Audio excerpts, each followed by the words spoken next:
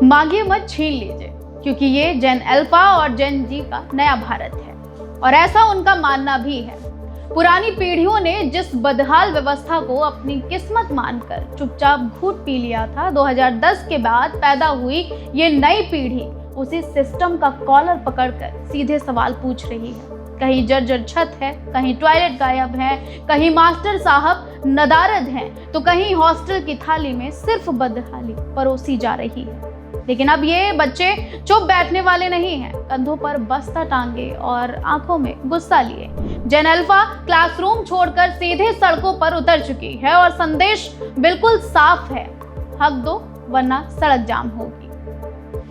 वहीं नक्शे पर उंगली रखिए तो देश के किसी भी कोने को देख लीजिए, हर तरफ बच्चों की जिद के आगे सिस्टम घुटने टेक रहा है।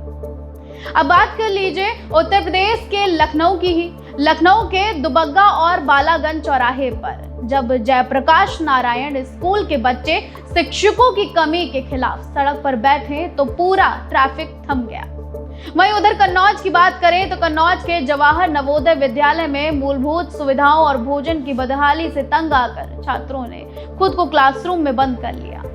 स्थिति ये बनी कि खुद डीएम आशुतोष मोहन अग्निहोत्री को भागकर मौके पर पहुंचना पड़ा और उन्हें बच्चों की बात सुननी पड़ी। अब इसका आदर सिर्फ उत्तर प्रदेश में ही नहीं बल्कि राजस्थान के साथ कई जगह देखने को मिल रहा है।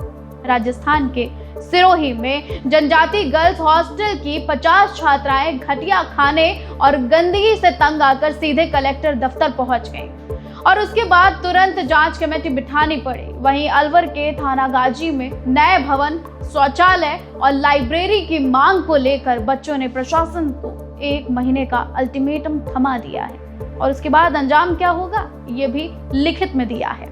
मध्य प्रदेश के राजगढ़ के संडवाता में पीएम श्री स्कूल के बाहर शराब की दुकान हटाने और स्पीड ब्रेक बनाने के लिए सैकड़ों बच्चों ने 2 घंटे चक्का जाम कर दिया। रोज की बात करें तो जब बस का किराया बढ़ा तो कन्या स्कूल की छात्राएं सीधे बस स्टैंड पर हल्ला बोलने के लिए उतर आई। हमीरपुर में भी अगर हम बात करें तो हमीरपुर में स्कूली बच्चों के कलेक्टर प्रदर्शन का ऐसा खौफ दिखा कि चंदूपुर गांव में सड़क का निरीक्षण करने एडीएम, एसडीएम, खनिज और पीडब्ल्यूडी अधिकारियों की पूरी फौज दौड़ती हुई नजर आई।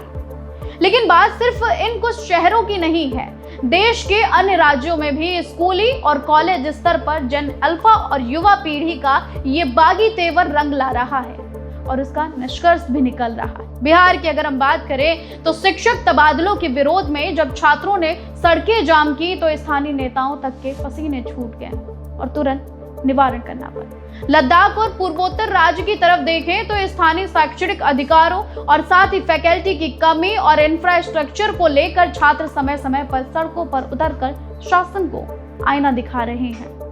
कोलकाता से दिल्ली तक की तरफ अगर हम बढ़े तो मेडिकल और साथ ही उच्च शिक्षा की व्याप्त भ्रष्टाचार, नीट जैसी परीक्षाओं की गड़बड़ियों और सुरक्षा मानकों को लेकर ये पीढ़ी बिना किसी राजनीतिक बैसाखी के सीधे सड़कों पर आकर अपने हक की लड़ाई लड़ रही है। तो सवाल साफ है और सवाल ये भी है कि बच्चों के इस बागी तेवर से देश पर क्या असर पड़ेगा और इससे कौन कौन से बड़े बदलाव देखने को मिल सकते हैं, ये भी समझने वाला मुद्दा है।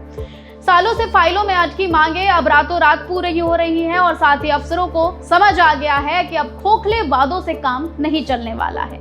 जर्जर स्कूल भवन, शौचालयों की कमी और शिक्षकों के खाली पड़े पदों को भरने के लिए सरकारों पर अभूतपूर्व दबाव बन रहा है और साथ ही ये पीढ़ी कागजी वादों पर विश्वास नहीं कर रही है।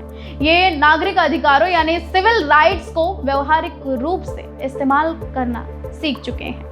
इसके साथ नेताओं और मंत्रियों को अब समझ आ चुका है कि अगर स्कूल और बच्चों की सुविधाओं पर ध्यान नहीं दिया गया तो उनका वोट बैंक और कुर्सी दोनों खतरे में पड़ सकती है और फिर ये सारे नज़ारे देखने को मिल चुके हैं दिल्ली में ही। ये तस्वीर बता रही है कि जेन अल्फा सिर्फ भविष्य के नागरिक नहीं है बल्कि वो आज के भारत का नेतृत्व कर रहे हैं। अब ब्लैक बोर्ड के सामने शिक्षक नहीं होंगे या थाली में खाना खराब मिलेगा तो प्रशासनिक दफ्तरों का घेराव तय मान लीजिए। अब ये नया भारत है जहां बच्चे कागजी वादों पर घर वापस नहीं लौटते हैं बल्कि अपना हक छीन कर ले जाते हैं। सिस्टम याद रखे, अगर पढ़ाई का माहौल नहीं मिलेगा तो सड़कों पर ऐसा ही हल्ला बोल जारी रहने वाला है, ऐसा कहना है जेन अल्फा का। आपकी क्या राय है कमेंट बॉक्स में हमें जरूर बताइएगा और ऐसी अपडेट के लिए देखते रहिए अनादि टीवी यूपी। मैं थी आपके साथ स्वप्न यादव। नमस्कार।